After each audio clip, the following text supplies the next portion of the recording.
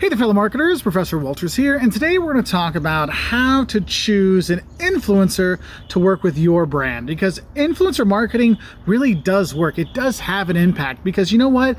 People don't trust commercials, they don't trust corporations, they don't trust experts all the time. They trust people they identify with. We trust our friends, we trust the people we follow on social media, we trust things that we have familiarity with. And that's why influencer marketing is very popular and very effective. And so what I want to do is kind of give you some things to think about when you're trying to determine or find an influencer to work with or multiple influencers to work with, because it is something you might look at doing, okay? And what you really need to think about before you go and hire some influencer is do your research. You need to do research on multiple people, on your industry, on influencers that are out there. Who are people that really line up with our industry, that talk about our stuff?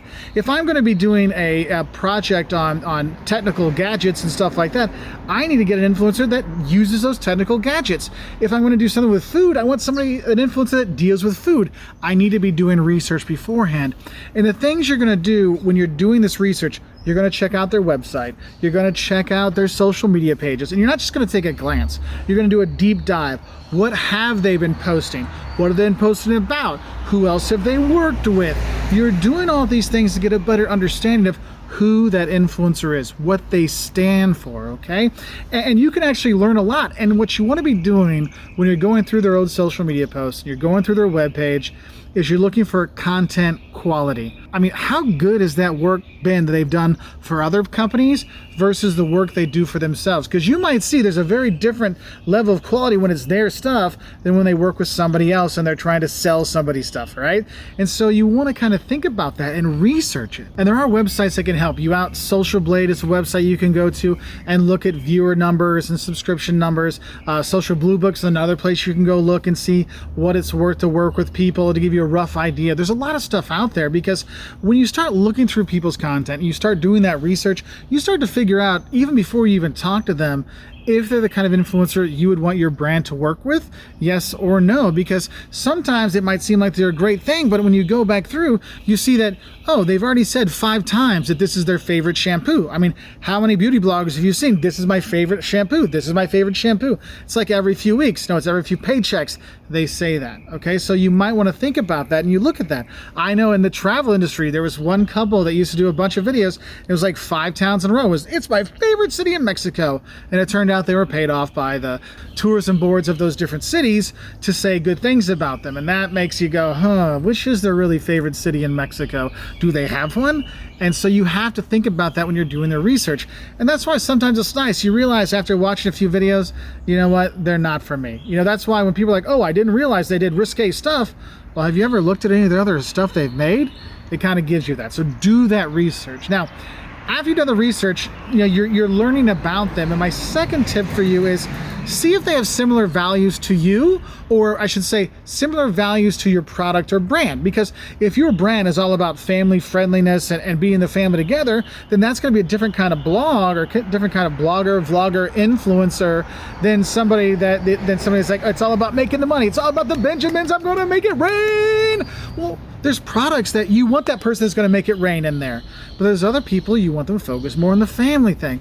And so those values will really come in, because if your values align, your company values align with the influencer's values, it's a lot easier to work with them, okay? Because they're not making up fake beliefs.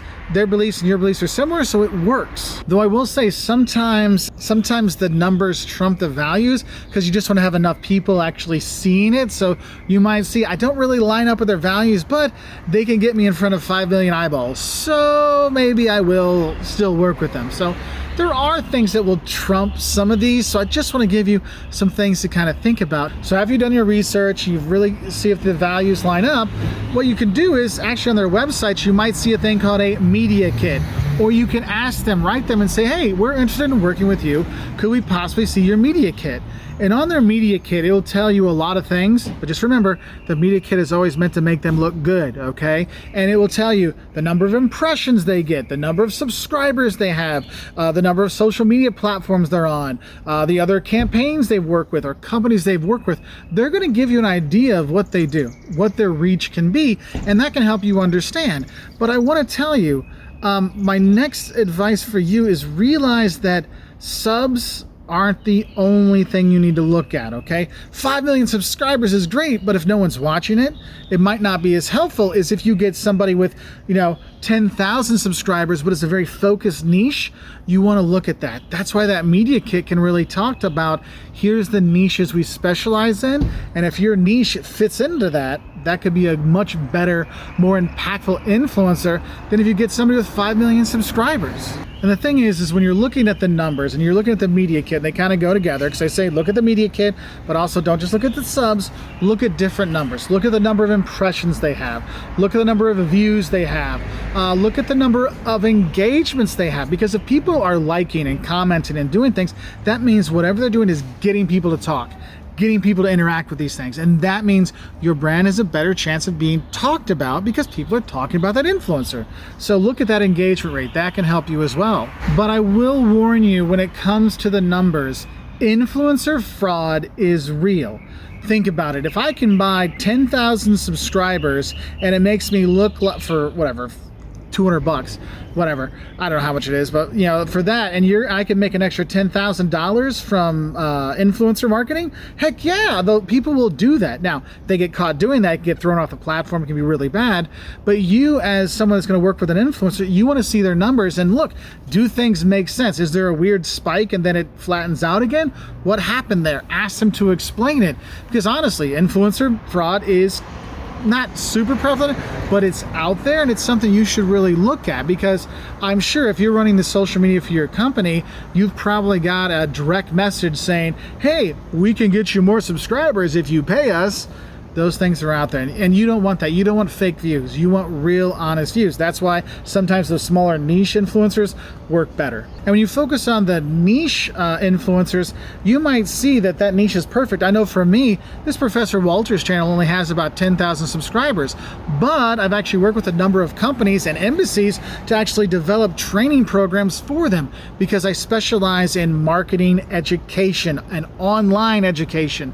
And therefore, hey, we can go with you. That's very niche. You got a PhD, you're a professor at a big university, heck, that works just right. And that can be actually more helpful, because when you're thinking about influencing, what do you want people to do? Do you want them to buy? Do you want them to believe? Do you want them to listen? Do you want them to learn? This is also something you have to think about when you're choosing your influencer, okay? How they're gonna deliver your message to their audience. Now, as you're working with your influencer, one thing I would do is keep track of your conversations with them.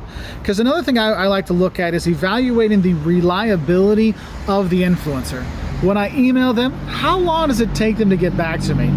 When they promise me a date to get a video, how long do they have to postpone it 10 times, or does it come right away? Or do they get it done early? I mean, this is what you want to look at, because if you work with an influencer once and it works well, you're probably going to want to work with them again, but you want to keep track, because the person choosing the influencer the first time might not be the same person the second time. So keep track of that reliability and evaluate them on that. Now, you'll notice when you look at the media kit, it might talk about some of the other campaigns they've worked on. You might also ask for references to see how they did. I mean, a lot of people don't ask for references anymore because they're scared that people will be afraid or upset that you ask. Hey, look, it's your business and you want to make sure they're going to do a good job for you, right? So it doesn't hurt to ask for those references and contact them, because I've actually had it where people contacted me to work with me, and I said, oh, okay, well, who else have you worked with? And then I'll contact them. And one was like, I've never worked with that person in my life. And I'm like, oh, well, I'm glad I found that out, because again, influencer fraud, it does happen. All right. So with this video, I just wanted to give you some things to think about before you hire an influencer, or before you start looking for an influencer, because there's a lot out there that you can actually work with. And yes, some of them are just taking some pictures on Instagram. Other ones will make videos for you or post for you. I've done training courses for people. So there's all kinds of ways you can hire influencers to help you and your business. So I hope this helps. You want to learn more? We got plenty of videos to help out with marketing, social media, YouTube, and all kinds of other fun stuff. So I wish you all the best. I'll say bye from here in beautiful Savannah, Georgia.